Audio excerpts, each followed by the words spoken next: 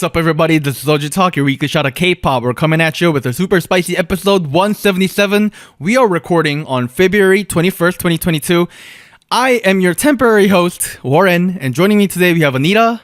Hello. Oh man, that was take 5. My goodness, Doug, we miss you. You were rough. Quick reminder, everybody, check out SojuTalk on your favorite podcast platforms. Sub to us on YouTube and join the SojuTalk Discord and be a part of the nation. Links down below.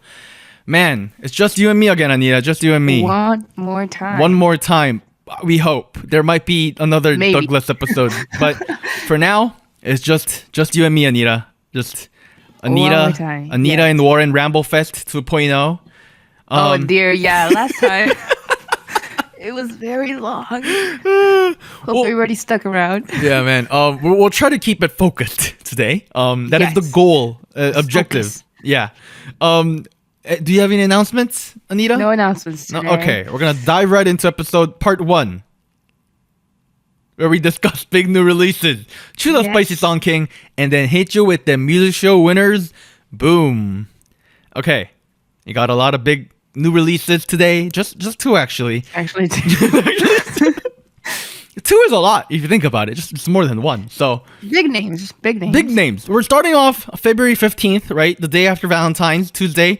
We're starting off with Treasure, JIKJIN. JIKJIN by Treasure. They are from YG Entertainment. They have debuted in 2020. Their last 3 songs were My Treasure, MMM, I Love You, and they have yet to make a music show win so far. Oh boy. True. JIKJIN. Treasure. JIKJIN means to go straight, you know? So if you have Google Maps in Korean, which I don't know why you would, but if you do, You might. if you speak Korean or practice in Korean. If you do, if you're using Google Navigation, they'll be like, oh yes, at the crossroad ahead, JIKJIN forward, you know, because you gotta go straight forward. But anyways, enough about the translation. How'd you feel about the track, Anita?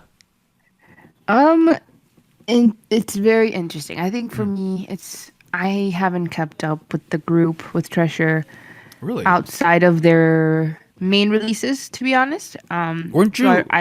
Weren't you following them pretty tightly around pre-debut?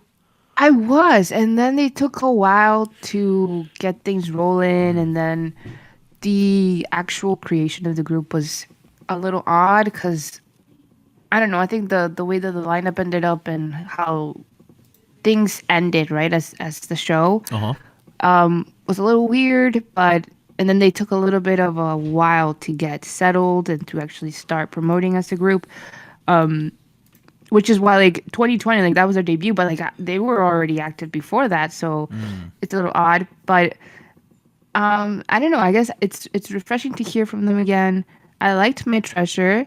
That was a really nice song from them, very bright, very peppy. I liked the music video. This one was definitely the opposite of that, I think. It's a lot of more like hard hitting, like more intense type of vibe. Right. But not like, how do I say it? Like, I don't think it's too forced, if that makes sense. Like, I feel like it still matches them as a group, if that makes sense, because they're still really young. And I don't know, it has that youthfulness to it, but more like serious, maybe, like more how should I say it? More darker, like a darker vibe, right? Like it's not the My Treasure vibe. Okay. So the young kids are still in puberty and they are angry at their parents, kind of vibe. I'm just kidding. No, I see what you mean there, right? Because the thing about Treasure that sticks out to me a lot is they have a very boyish voice. Yes, that's true. Right. They focus a lot on these. I don't want to say focus because I think a lot of them have that voice to begin with, but they have a very young, very boyish voice, and you know, somebody might even argue kind of what's the word, like middle sex? That's not the word. I'm thinking of unisex, which is for clothing, but that's not the word. Yeah, like it could be genderless. I don't know. Yeah. You get the idea, right? And I think that's some of their biggest strengths, right? They do have a couple rappers who have a more typical of a rap voice and rap tone and whatnot. And those create kind of a strong contrast. And I think that's this group's strongest strength, like I mentioned earlier.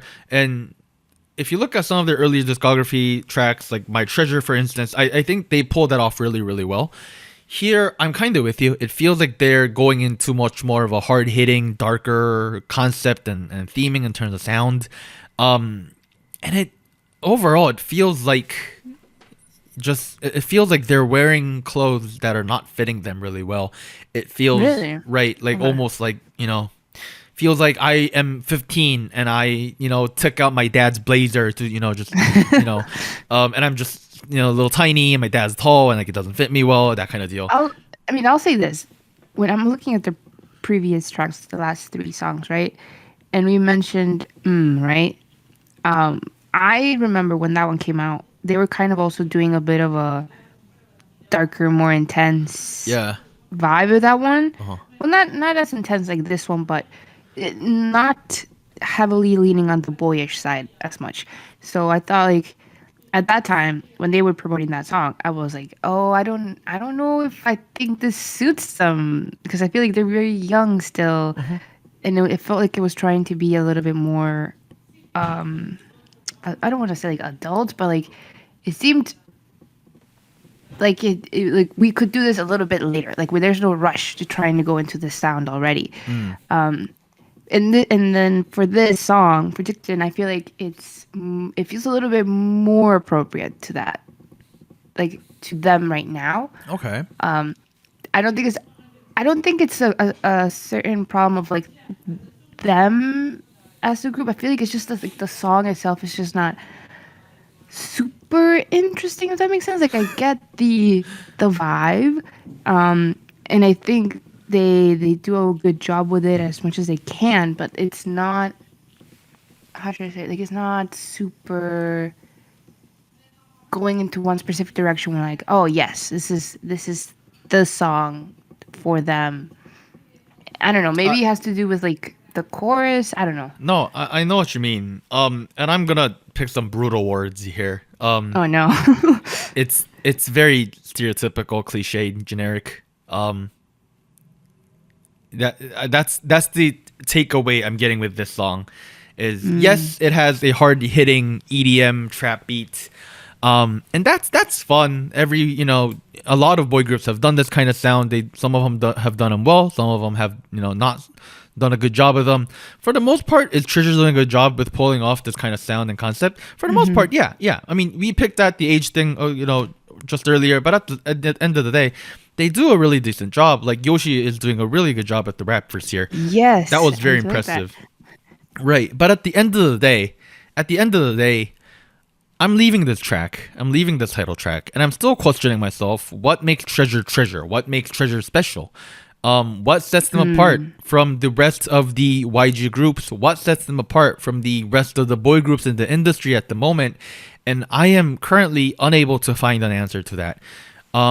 I was looking at the press release for this track. I was reading it, and one of the lines that stuck out to me was that this track perfectly embodies YG Entertainment's musical identity. And I was like, okay, regardless of whether here at SojuTalk, regardless of whether we like YG Entertainment's musical identity or not, is that something you want to force onto a group that's like still in their like early years, right? Yeah, I mean, the thing is like, when you promote the sound of a whole company, right? Like you're branding this, right, as representing the whole company instead of the group. Right. It seems a little backwards where like you want to represent the group first. Right. And then incorporate that into the company identity, right? Like not the other way around. Right. And I kind of understand, like, if you want to carry over some of the older fans into this group, that's something SM has done really, really well. But each group in SM, and I'm sorry to make the comparison, but each group in SM Entertainment has their own flavor within that kind of SM performance piece kind of, thing.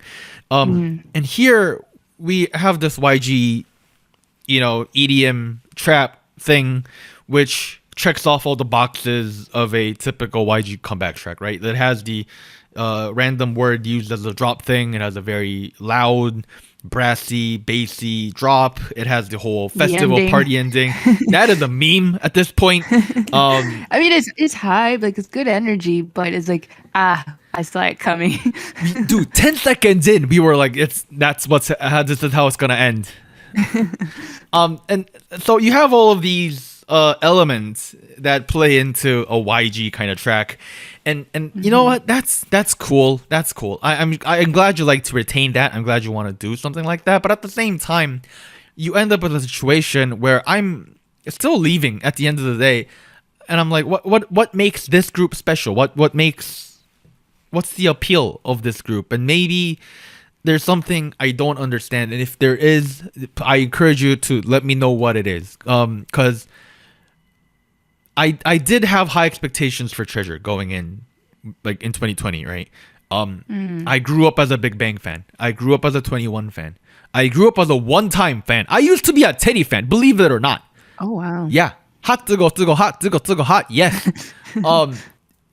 Having been there and then going through Icon and Winner, well, Winner came first, and seeing all of those, there were a lot of boy groups that came out of YG that I was really, really big on, and now we have Treasure. So naturally, you see where I'm going, right? I had high expectations there, and while yes, all of those groups have had a YG color to it, it's also fair to argue that there's been a fair amount of diversity within that color. There was a depth to the YG-ness to it. Whereas right now, with this group, as well as the other groups that's coming out of YG for the most part, except for Akmu or Zion T, right? Except for those folks. I'm talking about Treasure, Blackpink, the recent couple Icon songs and whatnot. Feels like we are continuing a single pattern of music, and as people who cover K-pop on a very regular basis, it's becoming a little exhausting. I don't know that.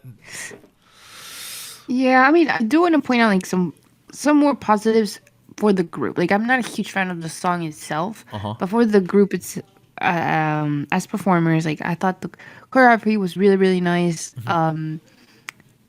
And like you mentioned, Yoshi's part after the chorus ends, right, and then it starts with Haruto's rap, and then it continues to Yoshi. Right.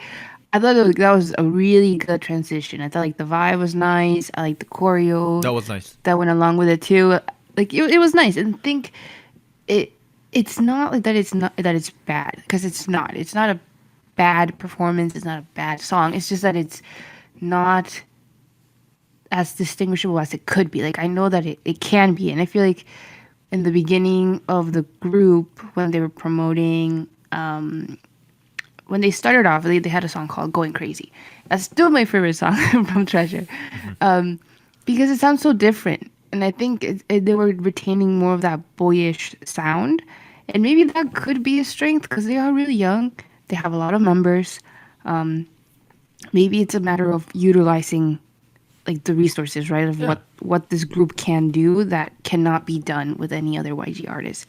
But I don't know, it's nice. It was also the set that they used.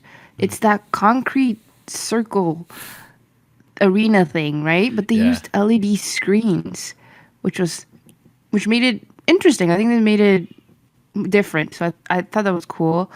And I did call out on the chorus that I thought it's a very typical drop. It's not like there's not a ton of things going on, but it does that like alternating audio thing if you're listening with earbuds. Yeah, that was fun.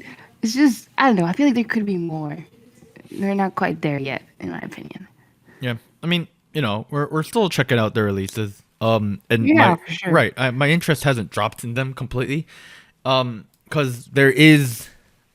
I still want to see more, is what I'm saying. I do want to go off what Anita said, and this isn't bad per se.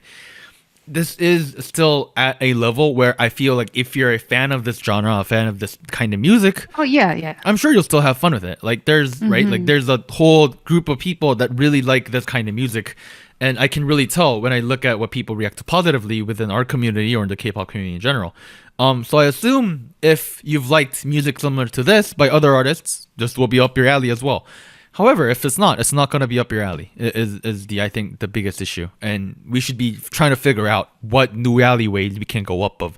That is a weird analogy, but you get the idea, right? Yeah. Yeah. I think that's all for Treasure's JIKJIN. The lyrics are kind of cute. I'm not gonna lie. It was kind of cute, which didn't match the vibe too much, but it was still nice. I don't know. It's. I feel like they're still figuring out how to complement the group, like the members, right? And like still have a YG type of flavor, right? So I feel like it's either all YG or all not YG, maybe. And I think there should be somewhere in the middle. All right. Moving on to the next and the other song of the week. We have Monday 22nd, STAYC with Run2U. They are from High Up Entertainment. They have also debuted in 2020. Their last 3 songs ever since debut has been Stereotype, ASAP, and So Bad. And what do you know? They also have 3 music show wins so far. Nice. Are you getting down, Anita? I am. It's going down. Oh, man. How'd you feel? Okay, if I'm very honest, when the song started, I was a little hesitant. I don't know if it was like the beginning of the sound. I thought it was gonna go like one way, and then it started changing a little bit, and I was like, okay, I don't know. But I mean, I was completely sold on it once the chorus hit. Like once the chorus hit, I was like, okay, yes, this is still really good. It was just like, it's a very interesting. How should we say it? It's not like. Is it like a synthy sound that they have going on in the beginning? The bow bow bow bow bow. Yes. It kind of gives you the vibe that you feel from like driving really fast on the autobahn late at night, and it's the middle of the city. That's not how the autobahn works, but like I don't know. That's the kind of vibe I got. Like the track is called Run2U.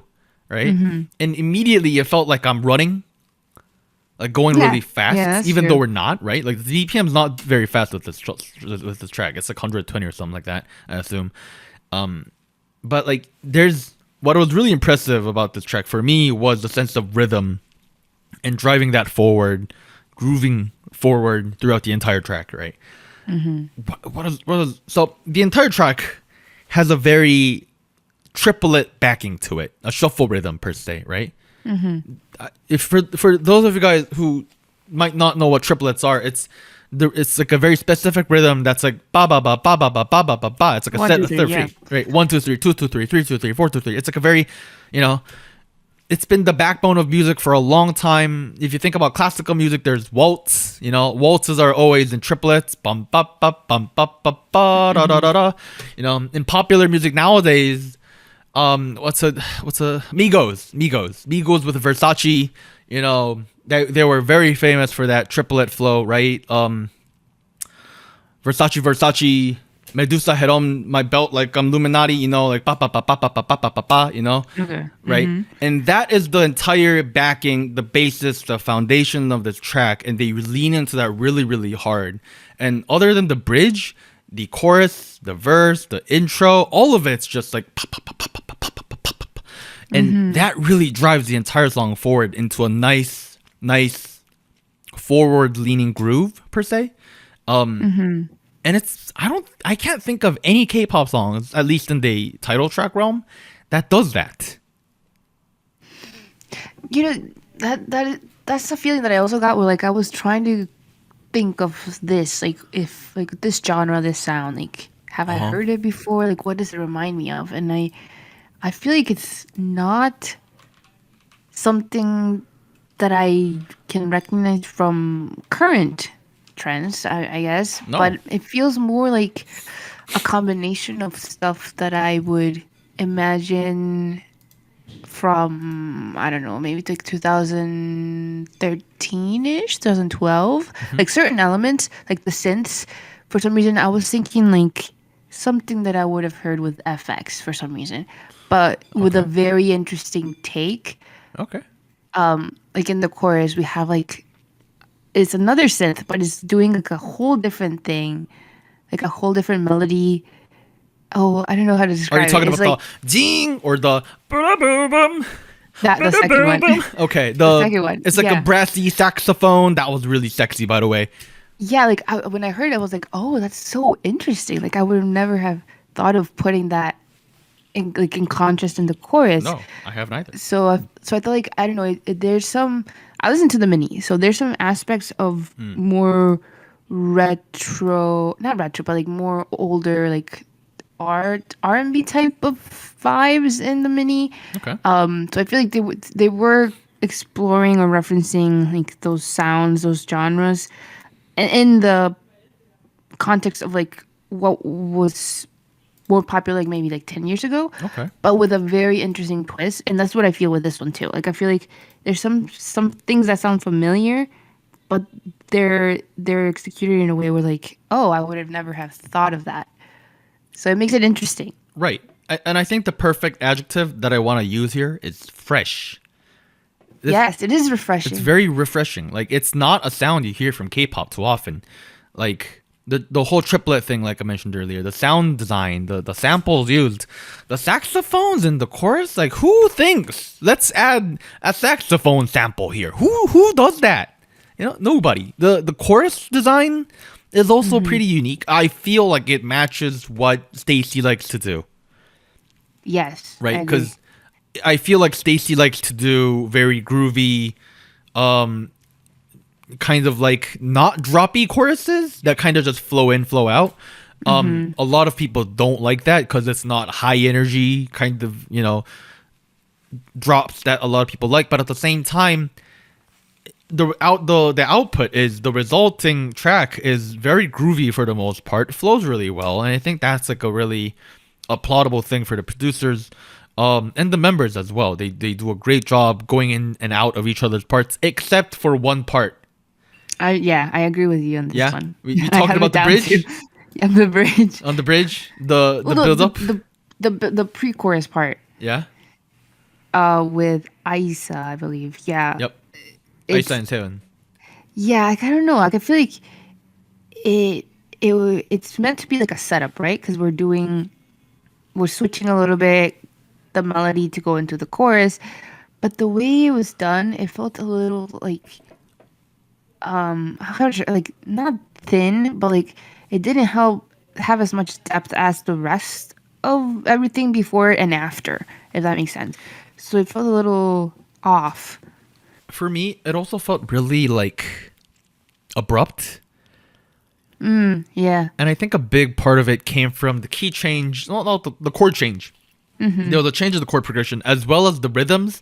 That's the one section in the part in the song that doesn't have a shuffle rhythm to it, right? Yeah. That part is just typical 4/4. 2, 2, 3, 4. That thing. While the rest of the track is 1, 2, 3, 2, 2, 3, 3, 2, 3, run into you. It feels slower. Yeah.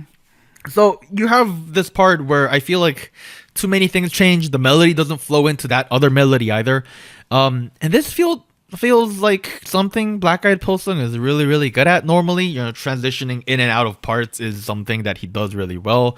But not so much here. Not so much here, I think. I understand that. I understand we kind of get what he was trying to do, right? Like in this part, we're trying to take a break before we go into the chorus and have like a run into you, you know. But I'm at the same time, I'm thinking like this track isn't much of a drop hitter EDM thing, anyways. Why not just retain that voice throughout the entire track, even in the build-up area? That was my takeaway with it. It's like I understand what you're trying to do. But maybe not. Maybe don't do it. maybe just don't do it. Just you're doing a fine job. Just keep doing the fine job you were doing before. I don't know. The members themselves did a really good job performing as well. What's her name? Jay with the rap. JJ. Yes, JJ. Abrams over here. Man, It is really nice. I do want to say, like, for this comeback, and I don't know if I would have to look back on the previous music videos, right? But for some reason, visually, yeah. it felt like they were very much characterizing the members individually. Like, the sets they had, like, everybody had, like, their own set, their own Theme. like theme in a sense. Right. They kind of all went together, but the theme was like very distinguishable between each of them. And I thought like, oh, this is very interesting. I feel like I don't want to call it like we're changing, like we're shifting things, but it felt like more polished and maybe like a little bit more of like the group has been established. Now we're gonna try to do more individual things. I don't know if this will signify like a shift in sound, but it feels like I don't know. It felt more mature, even though that hasn't even been that long since they debuted. It felt more mature, more polished in a way. I don't know if it's just visually because of that they were doing more individual shots and more focused on members themselves as opposed to like the whole group. But it was interesting. Also, the sets were beautiful. My favorite shot is like the ending one where they're in like the heart shape set with the staircase and there's like sparks coming down, and then they do like a little focus when Isa starts singing, or like the foreground becomes focused because she's in like towards the back. I don't know. Something about that shot was like, that's so nice, so cinematic. I noticed the same thing, but I was thinking about it in a different way, right? Because you and I both know STAYC's making some money these days. They better be. They better be making some guap. They aren't net positive yet. They aren't. Oh, not yet. Not as well. They weren't a couple months ago because Black Eyed Pilsung did an interview with Kim Gura on YouTube, and he was like, "Yeah, the girls haven't made any money yet, because they're still making up for the investing seed money that went into all the group promotions." But he was very positive that it'll happen within a year or two, which typically means they have more money to invest in their products, which means they are able to afford more scenes, more costumes, more filming. Yeah, I guess that makes sense. Right. So I read it that way. I was like, okay, they're now making enough money for each individual member to do their own thing, because obviously individual member shots is much more expensive than doing a group shots, right? Yeah. That's more time costuming, more time makeup, more time, like more filming time, more editing time. More time going through footage. So the way I saw it was like, okay, these guys, STAYC is on a good route, good career path, per se. The company is willing to reinvest, into making this comeback better. So that's usually a very healthy thing to see, right? It's a green cycle. I thought if previously, like Stereotype, I thought that music video was like really, really well done. Oh yeah. But I feel like I even feel it more in this one for some reason. Like maybe it was like the way the shots were made and the fact that there were individual shots, individual sets, and theming for each member.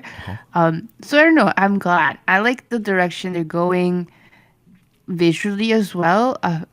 I don't know. I feel like it will be interesting to see once they are net positive, right? Like once it's like anything, they have more and more resources, right? To do whatever. I want to see what they will do as far as direction. Like, will they try to do like a switch in sound or a switch in concept? I feel like it's still too early, but it's interesting to think about it because I feel like they're really good. No, I agree with you. And I don't feel like they need a switch up anytime soon. Not only because they're early, but also because I think they're doing a really good job of staying consistent in a single character, but diversifying their sound within, Yes. There is clearly an approach and a direction they're taking with the characters and the concepts here, right? They want these girls to, feel relatable to the young teens. They're high energy, but also very high attitude kind of deal. But they are approaching it from different sounds. If you think about the debut, ASAP, Stereotype, this track, they're all very different in terms of genre, sound design, song pattern, song arrangement, everything. And this kind of goes back to this group as well and the individual member performances, because the role of each member is so clear. Right. This is something that you kind of is much easier to achieve when you have a smaller group like 6 members here. But it's very clear almost very clear what each member is bringing to the group, right? Somebody has a very low register, somebody has a higher register, somebody has a very sharp kind of vocal tone. I think that was the second girl, which I believe I'm referring to Sumin. Right? Like these people have different roles in terms of sound, in terms of visuals, in terms of choreo. And that's really, really cool. That sets the foundations for not needing to do a very sharp, sudden concept change, right? Which can go well, but it might not. It's a very risky thing. Every group is like, oh, we got to do it at some point. Or you don't, because you don't need to. And I'm hoping this is one of those groups that doesn't have to do a sharp concept change. Yeah, like I said, for some reason I feel like this, I don't want to say that this was like signaling like, oh, they might do something different in the future. I just feel like if there were to do something, right, I can still see it retaining this color, like this vibe that they've been kind of building up with their title tracks. And I feel like it will work. Like it will work for some reason, like because I feel like the group can pull it off. The sound that they're getting, like the music that's being produced for them, definitely understands how to do it. So like if that's consistent, I'm not really worried. So it's more like, oh, I wonder how it will turn out, not necessarily if it will. Overall, getting the vibe that I'm liking all of their title tracks so far. No misses. STAYC. All hits. This is, I think, a very rare case for me, because I like to be very picky about my music. I like to pick at random nitpicky things. And even like, I think the group that comes closest would be From S9, because I like most of their title tracks except for one song, which was the fun one. Yeah, fun. Ugh. Yeah, nah. That was a little bit of a dip, but then we came back up. Yeah. But I guess besides that, to have 4 consecutive title track releases without a single miss. I mean, I understand if this kind of music isn't up your alley, right? But if it isn't, and if you've only listened to it once or twice, I really, really encourage you to listen to it one more time, because it's different. It's so far the most different out of the 4.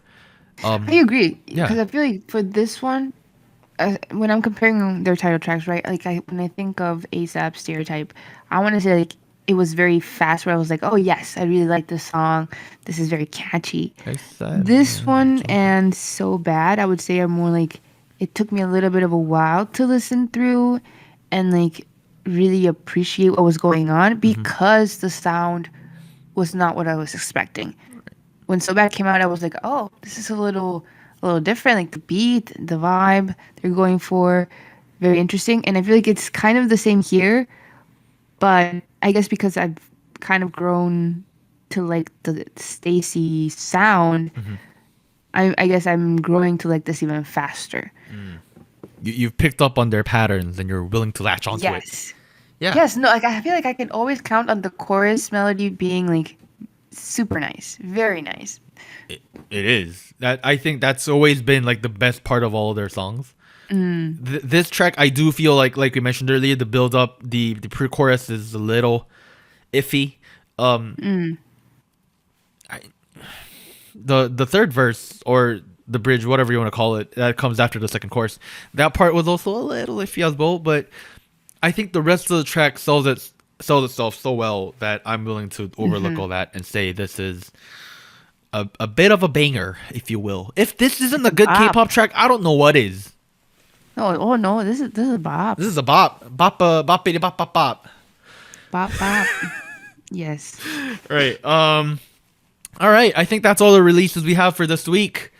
Other big releases of this week include "Eye on You" by Wonho, "Satellite" by Suji, and the song by B2B. Nice. And now we're on to STAYC, where we will see which of the songs reigns supreme. So from last week, the Soju chart from episode 176 was Taeyeon INVU with his first crown, picking it up first place. And then on second, we had BBZ's Bop Bop. And then third, we had A-Pink with Dilemma. So again, the new candidates will be Treasure's JIKJIN and STAYC's RUN2U. Yes, but first of all, we have Doug's votes. What is that, Warren? Oh, I thought you were reading that part. Well, let me channel my inner Doug. Hey, everybody, I'm Doug. That's not Doug. That is a horse. That is not Doug. That is not Doug. Oh, man. This is why you need to plan all your jokes beforehand.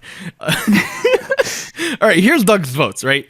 Doug began with third place, Bop Bop by VVZ. Nice. Then he went with JIKJIN by Treasure.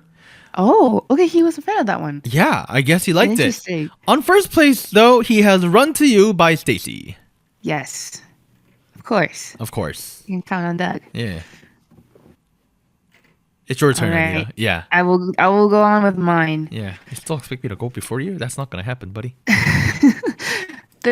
On third place, I have Taeyeon with INVU.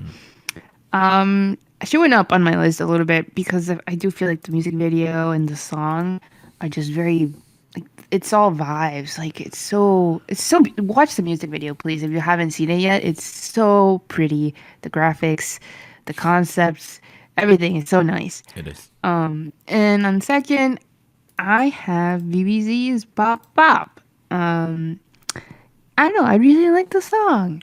It's kind of growing on me. I'm glad to see that they retained that retro Mago vibe that they had going on with G-Friend. And I don't know, I'm still looking forward to more of their stuff because I feel like the trio can do it. I feel like this is a good start. But of course, on first place, I also put STAYC RUN2U. I've been listening to the song all day. Like, the first time I heard it, I was like, oh, this is so interesting. And I was listening to it on and off because it's so nice. Like, the chorus, the melody of the chorus and that synthy thing or saxophone, whatever it is, is so interesting. Like, it really caught me off guard, but it's adds like something really nice to the chorus that I feel like without it would be just okay. So yes, STAYC. It's STAYC girls. Sound design, sampling. You know what? Yeah. Actually, I don't know if it's a saxophone. It might be a different synth bass. Who knows? It's something, yeah. Something. It's good. It's very addicting. Well, bop bop boppity bop. There's a lots of bop this week. Bop Bop by BBG. Nice track. I liked it. I actually came back to it a couple times and I liked it more than I liked it last week. Sadly, it is not on my chart because I liked other tracks more. Beginning with Dilemma by A-Pink. You know what? To be very honest, I came around that a little bit. I think it's really nice. Having a good time with it. On second place, I have INVU by Taeyeon. Again, you really can't ignore the velocity of this person's vocal capabilities over here. It's just on another level. So there you go. INVU by Taeyeon on second, which leaves me with "Run2U" by STAYC on first. You know, I don't think the song's perfect. I really don't think the song's perfect. I'm kind of going back and forth on this a little bit. I don't think it's my favorite STAYC song at all. But I would agree, yeah. I don't think it's my favorite. No. But it's still like the list is high. Yeah. How should I say it? Like the ranks are high. It might be my least favorite STAYC track, but that doesn't mean much because the all rest of them are still very high up on the list as well, right? I feel like I was gonna say something, but I forgot. Well, anyways, Run2U is really good. I really like it. If you've only listened to it 2 or 3 times because it sounds different and you're not used to the sound, I totally, completely understand because when I was first listening to it, I felt the same. I was like, what the hell crap is this? Not good. Poop, poo-poo, downvote, out, bye-bye. But then I came back to it a couple more times, and I quickly found myself skipping the other tracks in my list to listen to this during the day. Yeah, this was on repeat. Yeah. I have to admit, I usually have a playlist of all the songs we cover, including the last week's chart. And I was just skipping all the other ones to get to this track as soon as it's over. Give me the saxophones. So there you go. Let me mention the Goju gang yes. votes. So on third, they also had VVZ with 28 points. And then we had Taeyon's IMVU with 46 points. And then STAYC with 52 points. Wow. So yes, they do in fact get a crown this week. Yay. A sweep. You should have you been calculating the other stuff in the background, or should I do that real quick? Not. Okay, let's do that live real quick. So 5 votes from Doug. All right. Okay. What was your vote again? One more time, Anita. STAYC on first. STAYC on first, and then Taeyeon on second, and then was it Bop Bop? No, Bop second. Taeyeon. How about you and I take a quick pause, and we'll be back with the results. 3, 2, 1. And we are back with the results. We have paused and did all the maths. Anita, you want to go? Yes. So as we mentioned before, STAYC has picked up its first crown with the first place. Congrats to them. Congrats. On second, we have Taeyeon's INVU. Congrats to Taeyeon. And then we have a tie for third with VVZ and Treasure. Wow. 3 points each. All thanks to Doug. All thanks to Doug. Also, because I believe STAYC has gotten first place in all 4 votes. Oh, yes. They get double points for this week's Soju chart.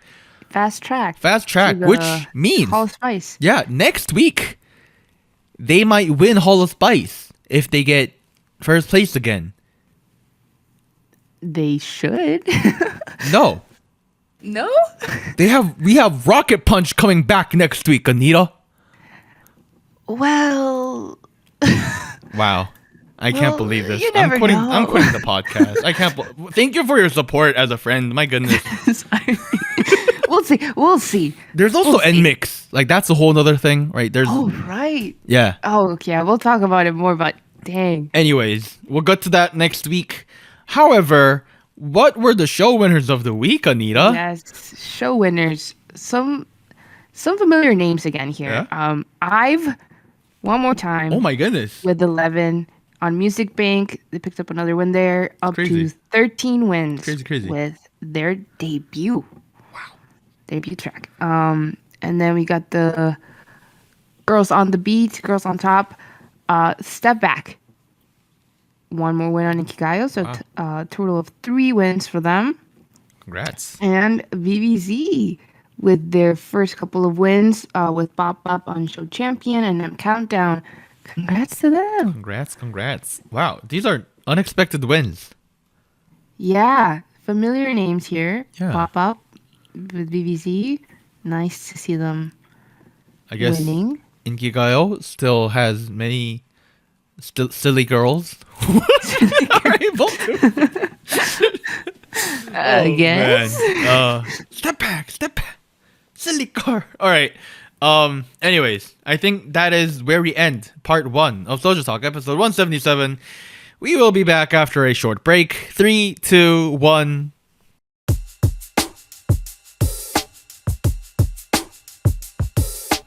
Hello, SojuTalk Nation. This is Anita here with a quick PSA. If you would like to support SojuTalk Kpop Podcast, please like, subscribe, or follow us on whatever platform you're using. then consider joining our Patreon at patreon.com/SojuTalk or donating to us at paypal.me/SojuTalk. On behalf of the crew and myself, thank you. Now back to our regularly scheduled episode.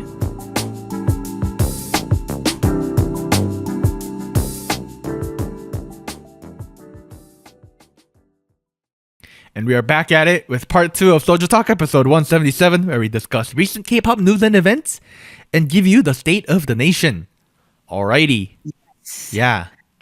Got some news here. You got some hot news, Anita? Some very interesting news about a lineup. Oh. Mnet has finally announced the lineup for Queendom Season 2. About time. Yes, so here it is. Top of the list, we have SojuTalk, Cosmic Girls, Luna, Wow. VBZ, Brave Girls, Kepler, and Hyodin. Yeah. Wait, what is Jody doing here? I guess she's doing what Bom did that first season, I guess, where we have a soloist competing as well. To be honest, I didn't like that.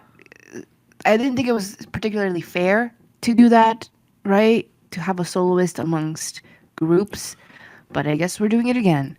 Yeah, I mean, I don't want to say either is better or worse, but it's difficult for people watching, whether that be in the audience or through the TV. It's a little difficult to, pick a favorite when two performances are going to be, of a different genre or different type.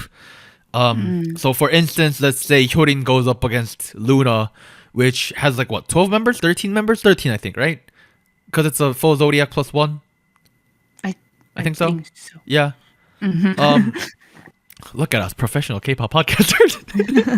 Look, the number of people, right, that you're putting against each other, it's a little. It's different. It's different. Interesting lineup.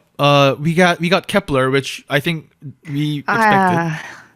To be honest, I know that there was a rumor that they were going to be on the show.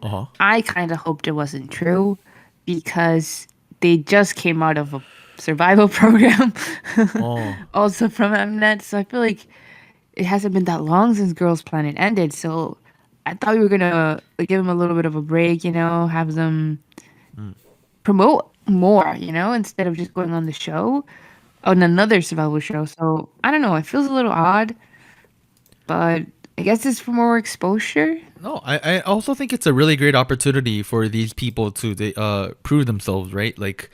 A lot of people had a lot of questions. No, a lot of people had a lot of questions about certain members making the group at the end of the day. This is an opportunity to prove that, prove, I guess, the how well the group works together, the appeal of each member. So I think this is really good. Sure, it'll be really stressful, but at the same time, I think because they've come out of a competition show so recently, they have that advantage there where they're still in the, competition mindset, Okay. I can see that. Yeah. We also have Brave Girls. We kind of thought of this. Yeah? Yeah, that right? they would be on this. We also have VVG. We also kind of predicted them on there. Now, the two people who weren't in the rumor that we discussed a couple weeks ago is Cosmic Girls and Luna. Yeah, I'm a little surprised by them too. Same. But I guess if you think about the groups we were discussing at that point, because I remember we talked about Wakey Makey, I kind of see these groups in a bit of a similar playing field in terms of their career so far. So I guess it makes sense. Cosmic Girls is also a group that needs kind of a push still. Yeah, to some extent. Yeah. They have I really think they could just really pop off with a really nice push, and I think this might be what it is.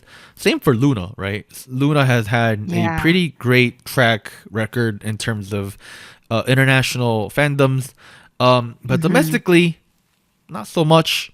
Maybe this is what changes that. Who knows, right? Yeah, I think I'm excited to see Luna on this show, like you mentioned, because I feel like internationally, I do feel like they are popular. Their popularity is a little bit higher in comparison to the domestic market. But I don't know. I guess I wasn't expecting them to be on there just because I guess they seemed to be more stable than some of the groups that we were mentioning, like Wikimeki, groups that maybe are newer. But I don't know. I think it will be interesting. I'm so interested to see how things work out as far as like how many of the members actually participate in the show. Because I think sometimes if there's too many, like they do like certain members do certain missions, like not everybody is on the stage at the same time. So I wonder if they're going to push like different people just to get more exposure for people, for members that maybe are not doing like solo stuff like Chu, who I think is more notable now in variety and stuff. I also hope they focus on other members too, because Chu is, there's a fair amount of spotlight on that person, but Luna, as we all know, has a lot of talented people who are just waiting for the right moment and right opportunity. So maybe this is that. Well, the show is airing for the first time on March 31st. Yep. Tune in if you are interested. If you're a girl group fan, maybe we might do a weekly coverage on this show again. Oh, yeah, we might. We did that last year or 2 years ago. Is it? I forget. Last season, the first season of Queendom, we did a little bit of a bit of a recap for the episode. So we will see. Stay tuned. We might cover it. All right. Moving on. We have some more tech news. On February 14th, Smilegate, which is the creators behind Lost Ark, which many of you might be aware as the very most popular RPG game on the market right now. Well, Smilegate announced that its virtual artist, Han Yua, signed an exclusive contract with YGK+. Note that I said virtual artist, not completely real and organic. Virtual artist Han Yua. Computer based. Now, Han Yua plans to work in various fields such as broadcasting, YouTube, performances, and advertisements. So she's basically a full-fledged celebrity, except she's not a bioorganism like me and you, hopefully, Anita. Yes, of course. You're a flower, so that counts, I think. Yeah. Goddamn. This is so interesting. Yeah, I mean, I guess this is the age of, 2022, really. Yeah. I'm trying to look up the name, but there was a virtual idol group that debuted recently in Korea that is... Oh, really? A whole group? Yeah, except, well, they're not they're not completely bioorganic. Oh, sorry, they aren't... Sorry, what I meant to say is... Computer-based? Right, they aren't completely computer-based. I think they're all virtual YouTubers. Yeah, I feel like that's... I have heard of something similar where, like, people, like, voice certain characters, right? Right. Of a group, whether it's animated... I think it tends to be animated. Usually. But now it's now becoming... I guess it's... What makes it different, from what I can tell, is that this iteration of virtual artists is meant to be very realistic. Right. Right? Like, if you were just watching, like, the images, the photos, like, you would think, like, oh, this could be a person. Right. So I found what I was talking about. There is a group in Korea called Isege Idol, which is ISEGYE Idol. They had a debut track called Rewind. They have almost 4 million views at the moment. Oh my god. And like Anita mentioned earlier, they have a very anime-esque art illustration type. Right. I'm familiar with. Right. It's who was that very famous virtual YouTuber with the brown hair and pink? I'm pretty sure if you've been on YouTube or Twitch, you've seen these people. But But I think, like you mentioned, this is something different. This isn't a real person behind the camera doing the thing. This feels like 100% computer based. I guess. Man, I don't know. This is. Are we ready for this kind of technology? This is ISPA. This is we're getting into that realm. Straight up. Well, we don't really know what exactly is the technology behind Yua or HanYua or this virtual idol. As far as I understand, though, I'm seeing the I'm seeing the visual releases of the girl of her signing something with YGK Plus and her doing press releases and whatnot. Looks pretty realistic to me. And it doesn't seem creepy, if you know what I mean. Yeah. No, I feel like there's been a rise within the last couple of years, I would say, if not like the last year, where the virtual artist, right, like the persona that is being created, it with the technology, right, with the graphics, with everything now, they look very realistic. Right. Like they could pass as somebody, like a real person, somebody who's just promoting, and doing their thing. What I found really interesting with this is that they're signing, this virtual entity is signing a contract with YGK Plus, with another company.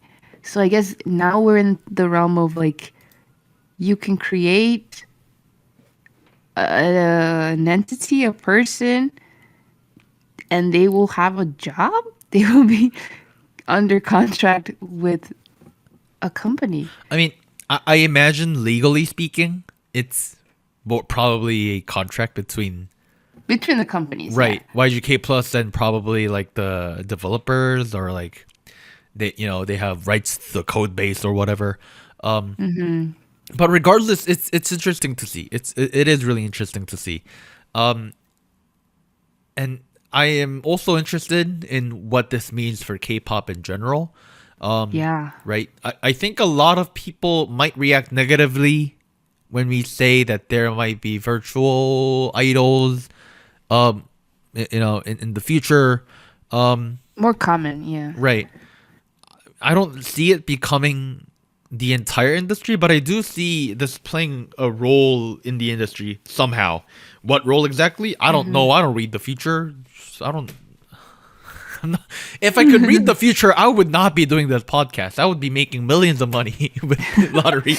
But yeah. No, I agree. I don't think, I'm not concerned in the sense that people are gonna stop, like real people are gonna stop being the artist, right? Like it's all gonna be virtual now. I don't think that's the way it's going, but it's very interesting to see, like if this becomes more popular, like if let's say there's a particular virtual artist that has like a breakout single or something, like a breakout activity, like whether it's broadcasting, like they mentioned, YouTube advertising, and this becomes a trend, I think it will become a thing that might be incorporated into idol music, K-pop.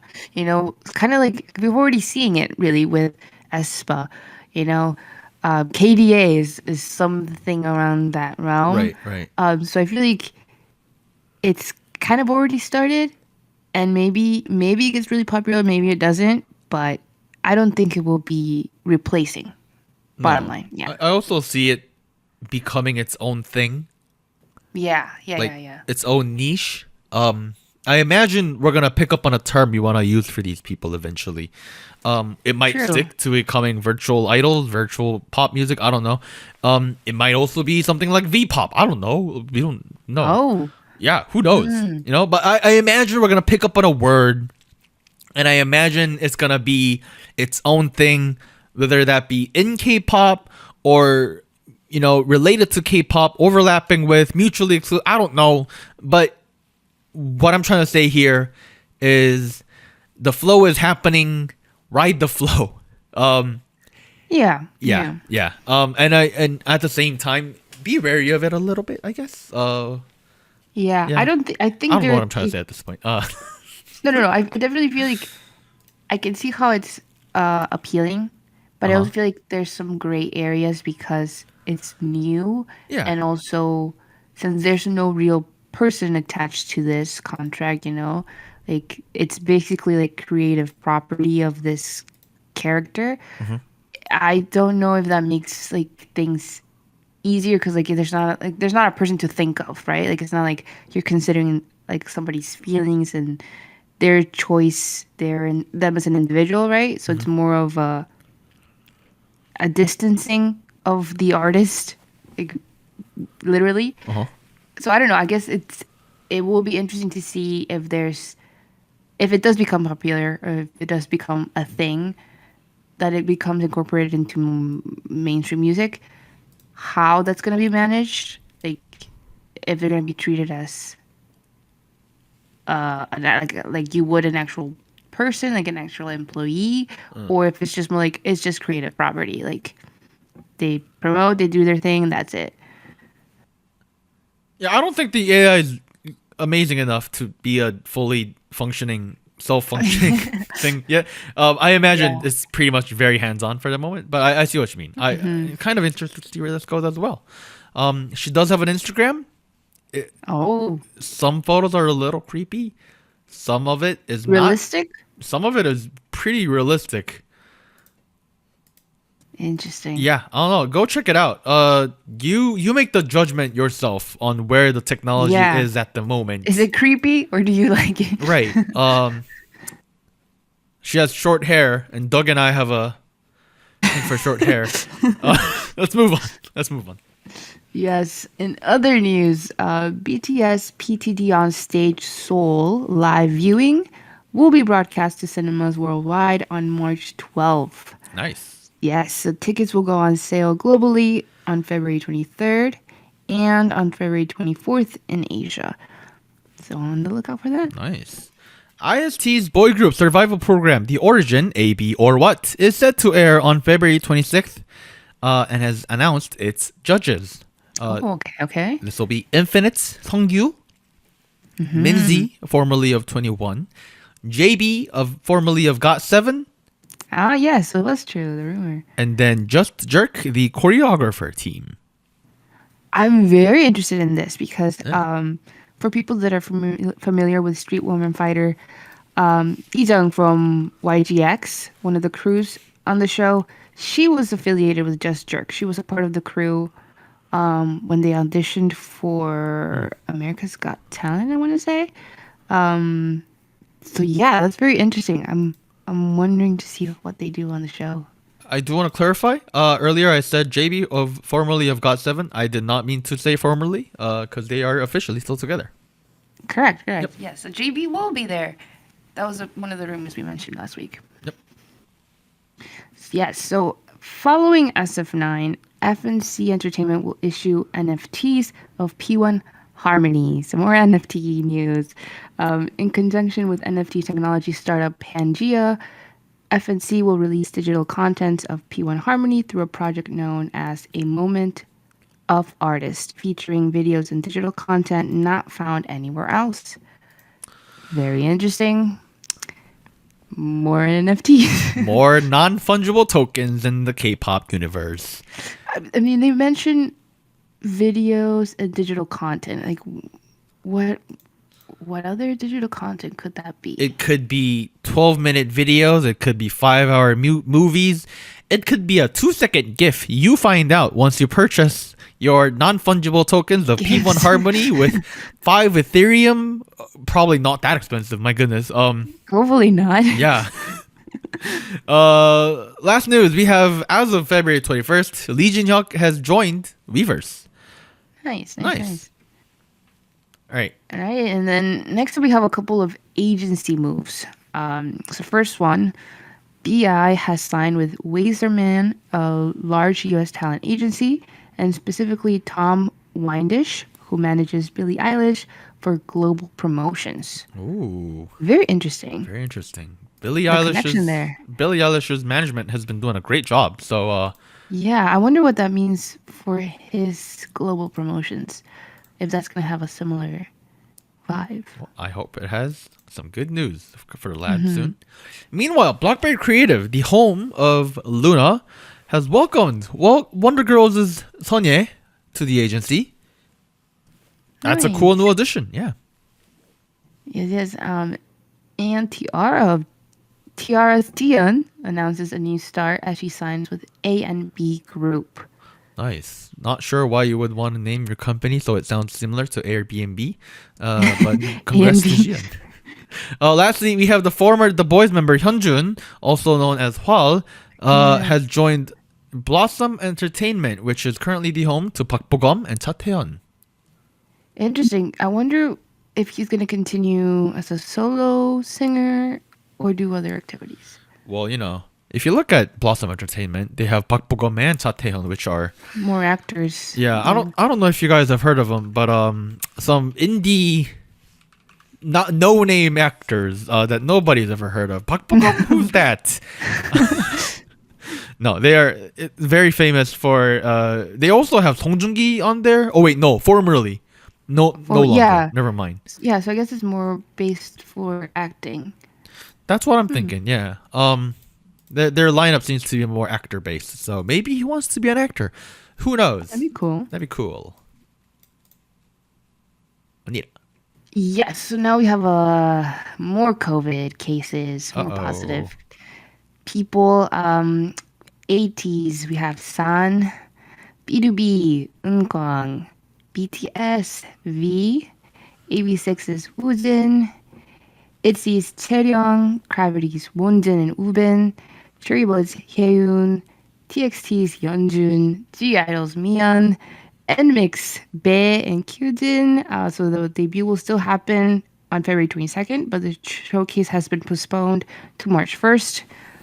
Understandably, DKB's Harry and June, or Haejun, Momoland's Nancy and Hyebin, Woods, Kim Min-ju, and Cosmic Girls Eunso.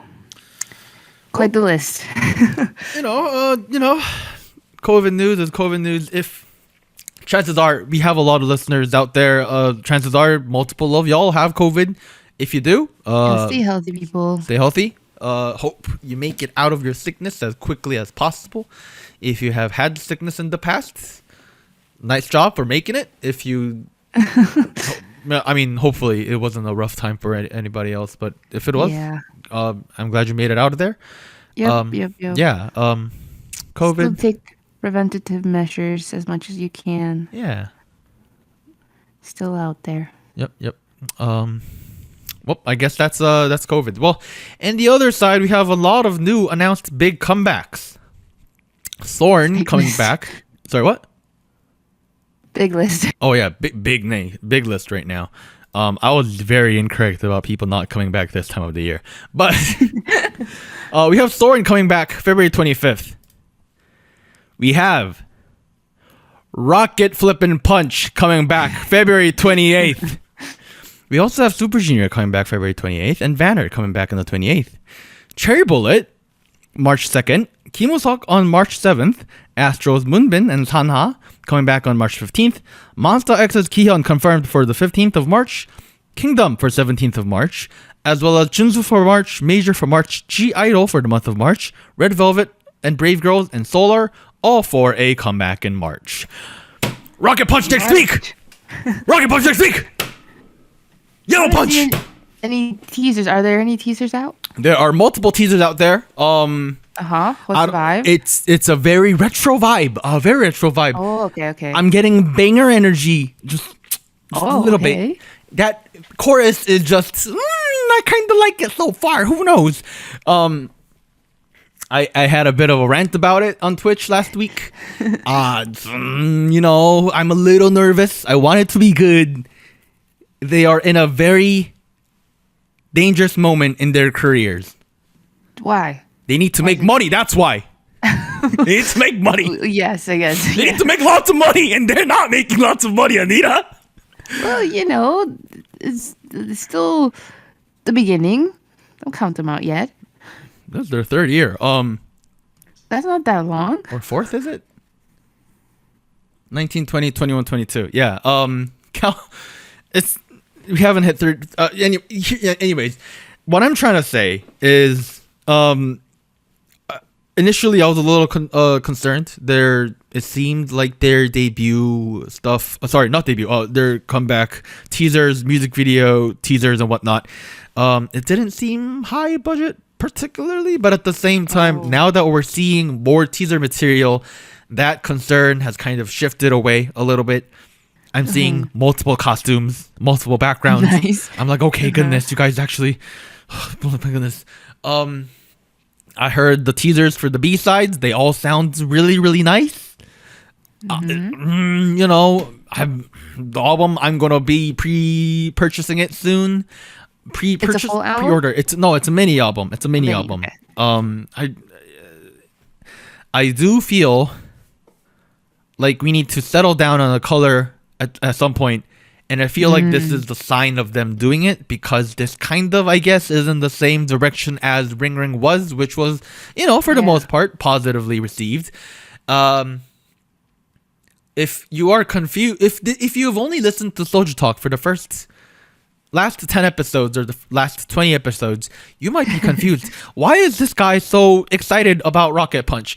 Me liking Rocket Punch is the backbone of SojuTalk. Just putting that out there. Well, I mean, I want to say, guys, the whole background it has been there since not episode 1, but almost episode 1. Mark my words. yes, because of Produce 48. Because of Produce 48. When we were starting the podcast, we used to do weekly coverage on Produce 48. And I was like, that egg person, jury person, is great. Takahashi Jury. And I hope she makes the group, but she didn't. But she made it into Rocket Punch instead. Yeah. So it has been quite the ride.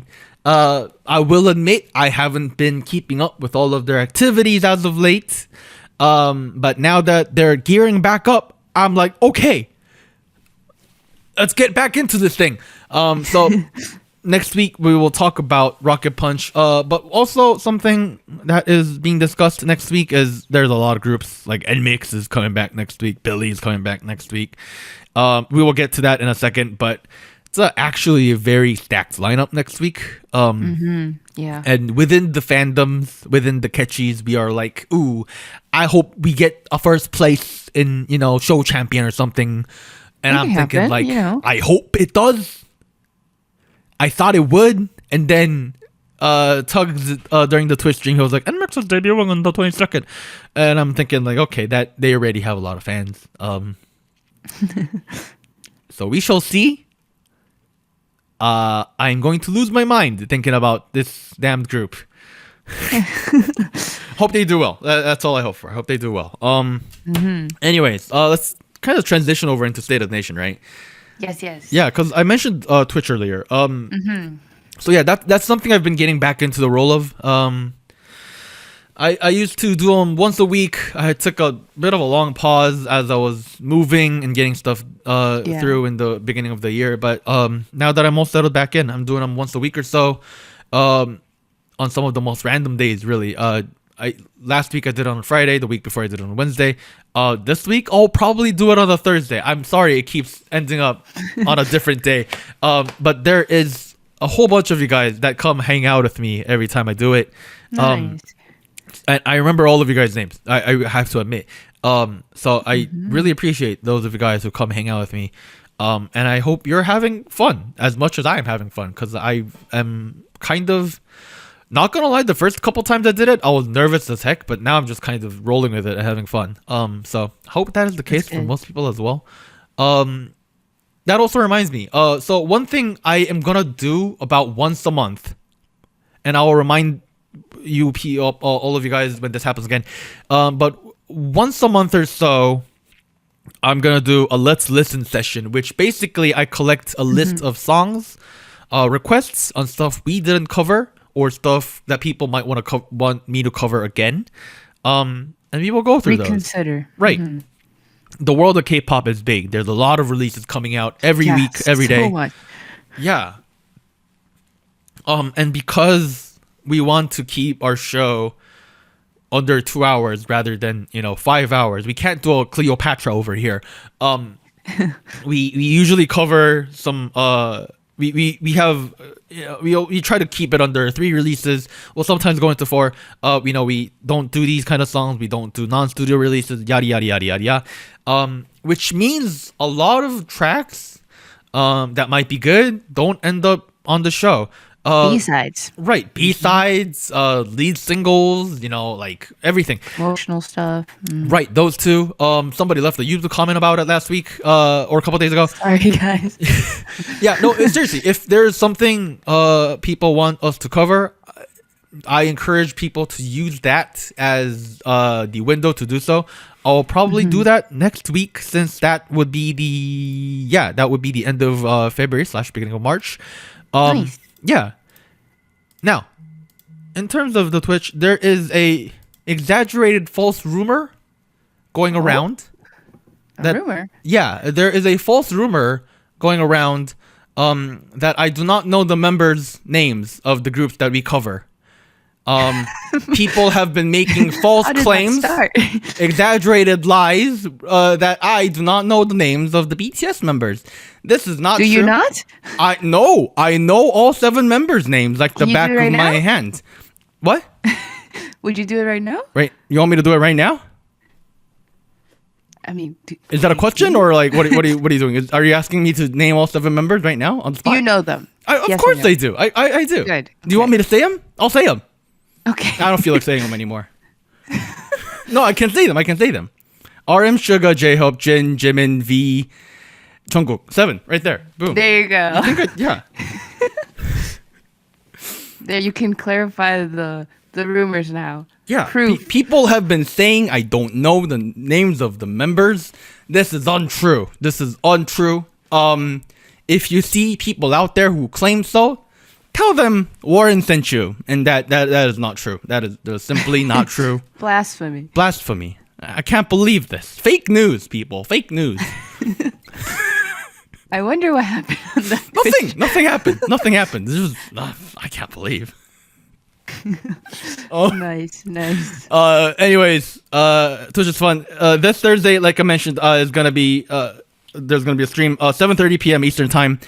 I apologize to all the European folks, but I have work during the day, so I can't really do much. Yeah. Yeah. I will. I have not figured out what we're gonna do. It will probably be K-pop related to a degree. I might just end up doing the February Let's Listen this month for this week instead of next week, since next week I have something planned. Okay. Yeah. Yeah. Anyways, we will. If you want to know the details of all of this, if you want to know for sure, where can they go? Dude, there's so many. I post them on all the outlets. Go follow the Twitter, follow the Discord. There's follow the Twitch. Twitch will let you know if we're streaming. Surprisingly enough, I am not using Twitch for its intended usage. I do not play video games on it. But if you want to see me talk about random crap or K-pop for that matter, well, there you go. That was a tidbit, 10 minutes of come hang out. Anita will be on it at some point. Doug will be on it at some point. Anita, you're coming on in a couple of weeks, right? Yeah, I actually feel like I could come on next week. Oh. If you don't have anything planned, but yeah. Okay, yeah, maybe we could do something. We'll do a World Cup or a tier list or who knows what we'll do, right? Mm-hmm. Yeah. Yes. So come check it out, guys. Yeah, we're gonna play League of Legends and Fortnite. Just you and me. Oh no. I do not know how to play. I don't know how to play either. I played Volibear, and that is all I played the entire time I played League of Legends. You probably have no idea what I'm talking about. It's a white bear. No. It's a white bear. A white bear? Okay. Yeah, it's Coca-Cola bear basically. Oh yeah. And he's known for walking around and flipping people over, just not like the swear word, not like the finger, but like rolling them over basically. Just throwing them. Yeah, just throwing them in the air, just onto the ground again. And I was trying to and I liked playing the character, the champion. And then a while back, I was trying to get back into the game, and all my friends were like, "Volibear has been nerfed. It's a horrible champion now." played something else, and I was like, no, I want to play the white bear. So that's when I stopped playing League of Legends. Because of the bear. I want to play the white bear. Nothing else. There it is. Yeah. Anyways, how's your life been, Anita? How's life been for you? It's been pretty good. Pretty good. Not complaining. Yeah. Had a couple of winter storms up in the Midwest. Ooh, I'm sorry but about the that. weather got a little better now, so hopefully it's not bad. And hopefully spring is coming now. Ooh, I think it is. Yeah. Looking forward to it. Something kind of wrapping up, right, as well, is the Olympics, the Winter Olympics. If you've been keeping up with figure skating for the women's, what a mess. What a mess, guys. You've been my source of information regarding drugs. and Well, figure skating. that's weird.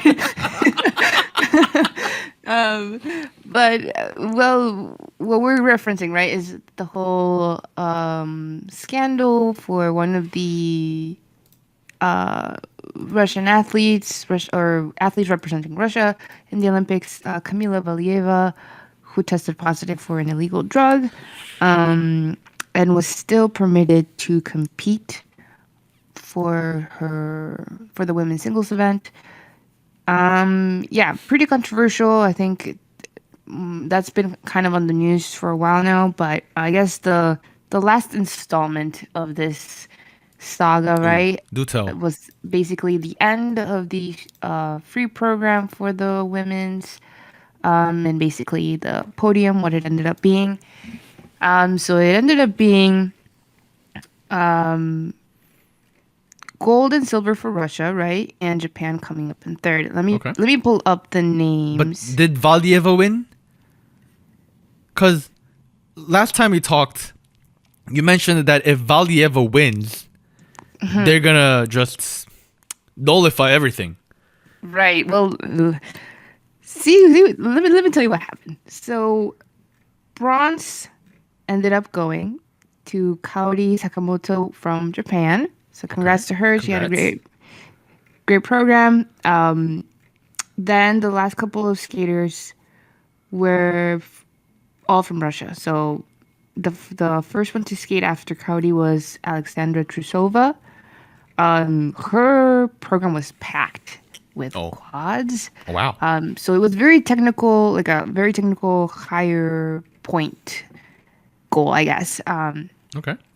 And she also she did a clean skate. You know, she did what she was supposed to do, and she ended up in first. Right. So after she ended, she was in first. And after her was another athlete from Russia, Anna Shcherbakova. I'm not sure if I'm saying her last name right, but Anna, she was, yes, Shcherbakova, I believe. She also did a really good skate, clean program, Nice. very nice. I think both athletes did what they were meant to do. You know, like they put in the work, they did their best. You know, I feel like their performances were good. So Anna gets her scores. She ends up in first. Okay. So now the podium is looking Anna for gold, Alexandra for silver, Kaori for bronze, right? Okay, And nice. last one to perform, I believe, was Camila, because she was at the top for the short program. Okay. So she goes last. So she went onto the ice, you know, and of course, knowing everything that was going on already with the news of the positive test results. Is Kamila Valieva? Yeah. Okay. That's the name of the athlete. Okay, just wanted to clarify. Yeah, so she was on the ice, and it doesn't go well. She ends up falling in her in the jumps that, you know, like she has landed before, like she's aced them, you know, like her routine was not any different than before. It's just like, honestly, I think it was the situation of everything that was going on. So she fell, didn't complete the program as she had planned. I think there was even there's a scene where like towards the end of her program, like she's just like motioning for it to just stop. Like she's not even like finishing. Dang. Like and she starts crying, and the coaches are looking In the middle of the performance? No, so this was at the end, you know. So she did her thing, she tried, she did not complete her jumps. Okay.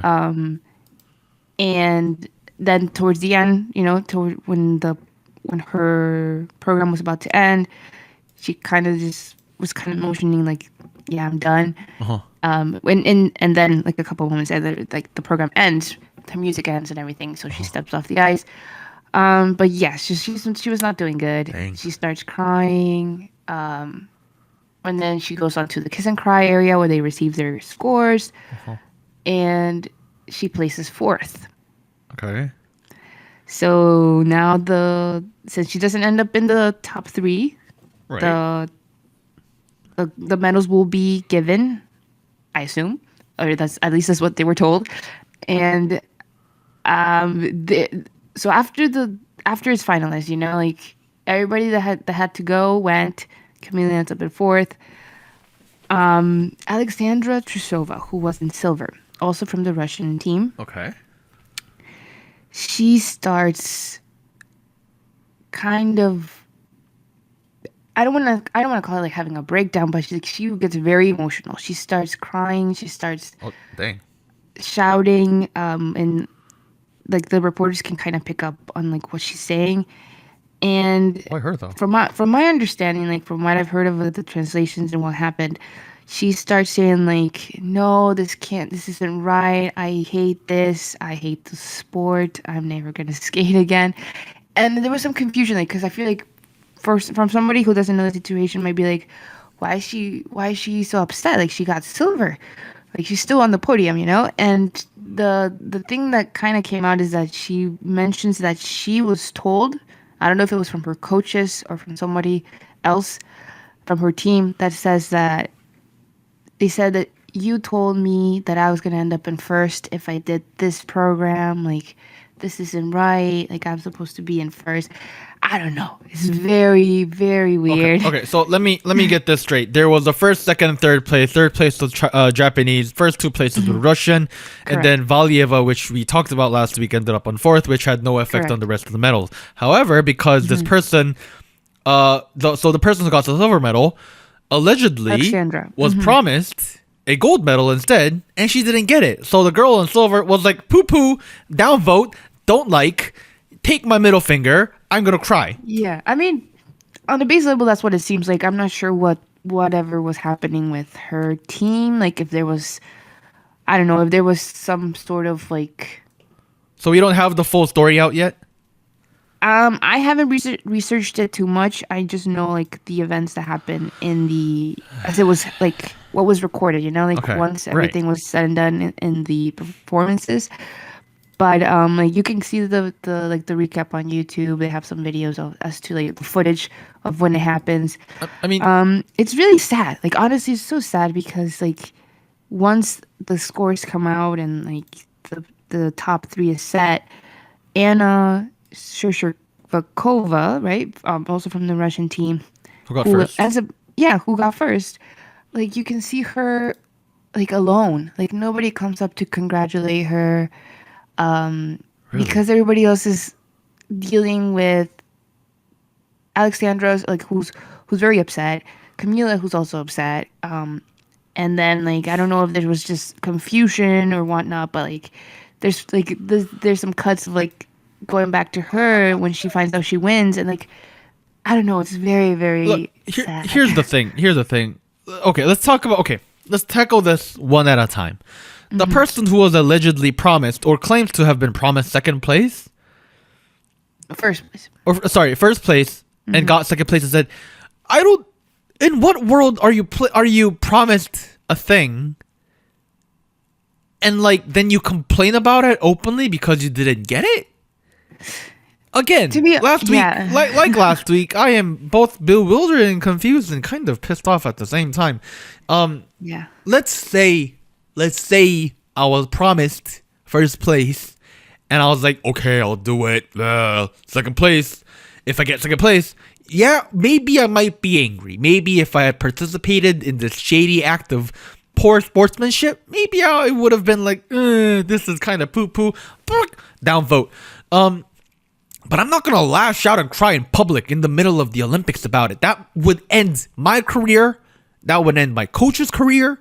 That would end everybody's careers. Right there. Yeah. And yeah, then, I mean, the look is not good right now. yeah, why? Shout outs to the Japanese girl on third who was like just like Yeah. watching. She's like, what's going on? Yeah, like I mean, honestly, very well deserved for her. And I feel like she was very satisfied with her position, because you do what you can, right? Like Right. there's some things that are out of your control. Like the scoring will never be perfect. There's always been complaining about that.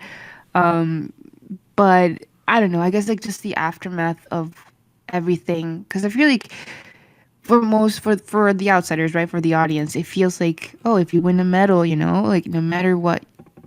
I mean, obviously you want to be first, but like if even just getting there, like being a candidate, like Just making it getting to the Olympics to begin yeah, with. like it's very hard. Like it's not something that everybody can do. Yeah. Right, and it's like it's not a small thing to win a silver medal. I don't think it's a small thing to win a bronze medal, but I don't know. I guess it's a lot of the commentary that I've been seeing is just like it's very concerning to see like very young athletes like be this upset, like even though they're doing really well, like they got an Olympic medal, but they don't think it's enough. I don't know if this will affect like figure skating as a whole, as a sport. Like it's just a really bad look. It's just a bad look for the sport overall. The amount of just poor news coming out of this side of sports from one country in specific, not a good look.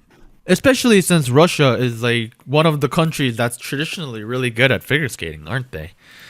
Yeah, and I feel like that adds on to the pressure, right? Like you don't want to disappoint a whole nation, right? But yes, like, but at the same time, if you have high expectations, you should be doing your hardest to work up to those high expectations, not cry about it because you didn't get something you don't deserve. I mean, okay, when it comes to her reaction, to be honest, like when I saw the footage, and knowing like everything that was leading up to this, I feel like I guess there's some sense of frustration that maybe she felt that there was some misleading either by the team that she belongs to, by her coaches, I don't know. And I guess she felt some sort of like, I thought I was doing this and that this was going to be the result, and it was not that. Of course, I agree that you can't be promised something like that. Okay. I'm reading the direct comments now. I think it's a little more clear. Nobody promised it to her. So there wasn't like manipulation that was promised. No, I want to clarify. No. Okay. Sorry. That's what I thought you meant. Okay. I'm reading her direct quote right now, and it says, "Everybody got a gold medal, but I'm the only one without a gold medal. Shervakova, if you were gonna give Shervakova the gold medal, you should have sent me to the group competition. What's the word? Yeah, the team competition. The team competition. You should have sent me to the team competition if you're gonna give the gold medal to Shervakova. I am not even gonna go up to the podium. I hate the sport. Right. I will never go up on the ice ever again." Yeah, because after the announcements, like there's footage of Alexandra kind of like avoiding the volunteers that are trying to lead them to the podium for the ceremony, for the awards. She threw down her jacket apparently. Yeah. Look. Stop acting like a kid. Okay, the thing is though, they are pretty young. Like I wasn't this immature when I was 17. I promise you. I mean, I was pretty dumb when I was 17. I would make penis jokes left and right. But if I didn't get something I like, I wouldn't. Like, I don't think I recall throwing down my jacket because I didn't get it. I don't think my friends were throwing down. I don't think my friends were throwing down their jackets because they didn't get what they wanted. That's all I'm saying. Right. I feel like, honestly, I see where you're coming from. Where it feels like unusual, like uncalled for to have that reaction, but at the same time, I have no clue what they have been through as far as like training, coaching, what they're told, what is expected of them. Like I feel like there's a lot of stuff that is not being said. To be honest, like what exactly has led. I'm sure there's so much going on in the this background, reaction. right? I'm sure there's so Yeah. much going on in the background that we have no idea about.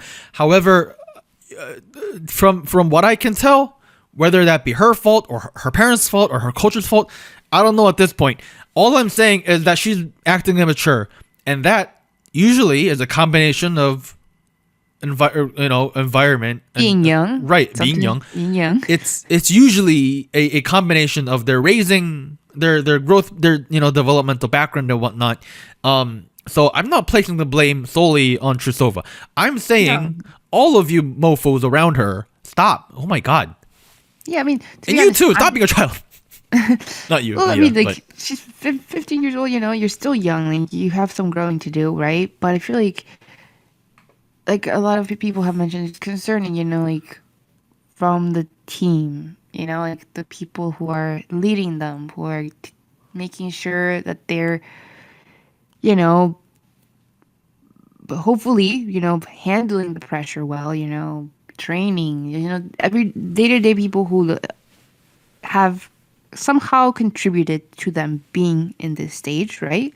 Like you would hope that something I'm just well, I'm but just it's saying concerning. I'm just saying it's the Olympics. This is like not acceptable, and I understand you're 15, but I mean I've done violin competitions when I was 15, and I've met very competitive, very high attitude people, and they've been unhappy, I've been unhappy, but I'm just saying, it ain't a good look. No. I mean, hopefully, she kind of calmed down towards the end, and she was like explaining to the reporters, like she was tired. She had been away from her family for a while. I don't know. Maybe it's a combination of things, but yeah, the emotional response was concerning. It was not a good look for the team and for her as an individual. And she's very talented, which is what makes it sad. Like I feel like she still has the talent for it. Like I don't think she should have been discouraged if she got a silver medal. Like she's young, she could still compete again for the Olympics. Hopefully. So I don't know. It's just sad. All three medalists are very young. Valieva's really young. All of these folks are really young. They got a bright future ahead of them. Yeah. When did Kim Yeona and Nasada Mao skate until when they were like 28 or something, right? Yeah, around late 20s is when people of time. start to retire. Well, Olympics, they're wrapping up soon, aren't they? Yeah, I'm pretty sure the ending ceremony might have already happened Oh, really? by this time. Okay. Yeah. Well, there you go. Beijing Olympics for you, folks. Hope you had fun watching the 2022 Beijing Olympics. Some good stuff, some not so good stuff. I was but- off to a pretty awful start, so I did not. But like you mentioned, it's warming up. It's spring coming up soon. Yeah. Spring is hitting really, really quickly. So much more quicker than I would have expected. I have not purchased any of my shopping list items for the spring. Oh, you have a list? I mean, I wanted to get a black jacket. Yes, that's what I wanted. I wanted the black jacket. I don't have a black jacket. I can't find the retailer that sells the black jacket I want. This is the issue, right? I have a very specific item I want. I can't find it in American retailers. I start looking at the very small. I start looking at smaller ones like Mango.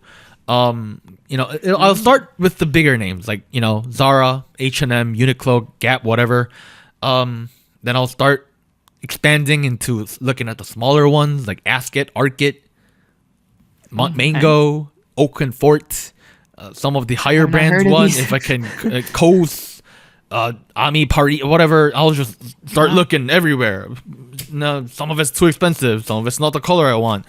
Then I start looking internationally. I'm like looking at like Korean brands, and I'm like, is it worth to buy a jacket if the shipping is $50. I don't think so. But then again, I want the thing. So this is a very interesting time for me in my shopping spree that I go on. I say Your spree. dilemma. I say spree, but I don't buy much. I just spend a lot of time just looking at it, and I go like, do I Deliberating. right? Is the $50 overseas shipping worth? Probably not. But why am I still No. tempted? I mean, I wouldn't say so, but I mean, No, I don't think it is. I've done it once or twice. I think it was worth in one aspect when I bought a pair of jeans that normally go for like $50. I got it for $20 instead. And the shipping was $30. So I paid full price. And I was like, that's not too bad, is it? Yes. I mean, I'm guessing they were good quality, you know. Oh, I've been wearing the heck out of it. It's like I think my second most worn pair of jeans. Then it's worth it, you know. It is worth It it. sparks joy. It's first. They're not gonna get the reference, Anita. Very kinda, guys. Outside of the show, Anita and I have been talking about what sparks joy in our lives. Marie Kondo's Yes. approach to Her consumerism. work. Yes. Yeah, maybe that's one thing we talk about one day. Yeah. That could be something. Happiness 101 with Professor Anita. Professor. Oh. All right. Well, all right. We had a full show for you guys. We talked about the Beijing Olympics. We talked about Twitch. Come hang out on Twitch Thursdays, 7 p.m. Yes. What else is going on? We have some Next cool week. next week comebacks, right? Tuesday, February Yes. 22nd. Is this your part or my part? I forget. We can do on and off. Okay. All right. Tuesday, February 22nd is Gravity and the debut of NMIX. Yes, and then on Wednesday we have Billy and T1419. Thursday, 24th, we have Craxy. And then on Friday we have Solji, Amber, and Sorn. And then nothing over the weekend. But on Monday, February Yes. 28th, we have Super Junior Vanner and none other than goddamn Rocket Punch.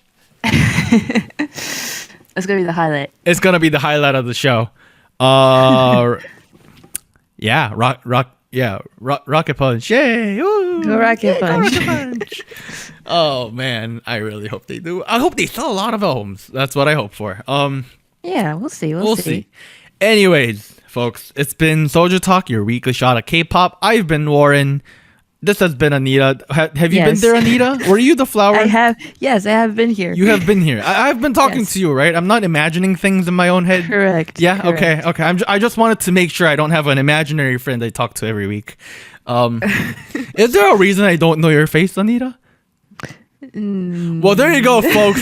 Is this all in your imagination or are we real? Find out next time on SojuTalk, your weekly shot of K-pop. All right. Bye. Bye. Bye. Bye. Woo. Special shout outs to our Fiesta patrons: Bagel, Based, Mina, Brian, Shadow, Cotton Ball, Delmonic, Ellie, Genki Boy, Goku Mama, Jacob, Liam's Games and Toys, Luke Daniels, and Jay Parks. Tier, thank you for joining SojuTalk. And special thanks to our Discord server mods: Jacob, K Music Erde, Koala, Mafiar, Max, No Bias Luna, Tuggles, and Wolf297.